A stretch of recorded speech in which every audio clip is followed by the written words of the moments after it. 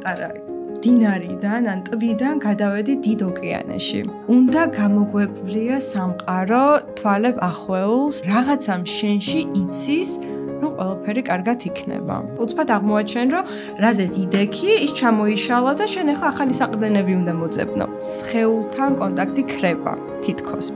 რომ სადღაც ხარ, იქ არ ხარ, ანუ არც საქართველოში ხარ, არც ახალგარემოში ხარ, მხოლოდ მაშინ ხდება მარიკაცვლილება, როგორც კი მივიღებთ იმას, სად ვართ. მე დამემართა პანიკური შეტევა. ძალიან კარგად ვიცოდი ეს თემა ზოგადად რა არის, მაგრამ ვერ მივხვდი რა დამემართა.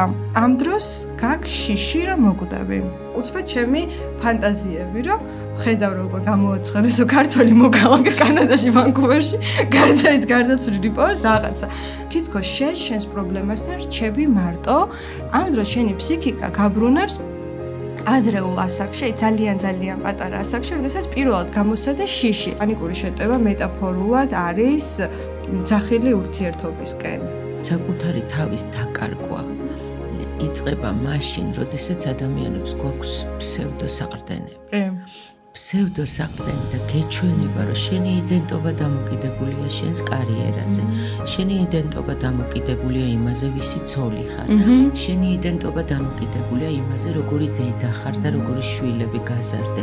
შენი იდენტობა დამოკიდებულია შენს წარმატებაზე თუ წარუმატებლობაზე. ჩემთვისაც საქართველოდან წასვლა დროებით თუნდაც ესეც გლოვის ძალიან დიდი საგანი იყო. არსებობს დიასპორის კომპლექსი. ადამიანები ხო ზოგი ძალიან ეჯაჭვება საკუთარ იდენტობას. ამ იდენტობის რღვევის პროცესში მთავარი ნაწილი რაც არის, ჩვენ ვიჯაჭვებით იმას, რაც გონია რომ ჩვენ ვართ. ვინ ვარ, როცა არავისთვის არაფრის დამტკიცება არ მინდა და მხოლოდ საკუთარ თავს ველაპარაკები. უბრალოდ ხარ, აი ეს მოდის რომ ხარ.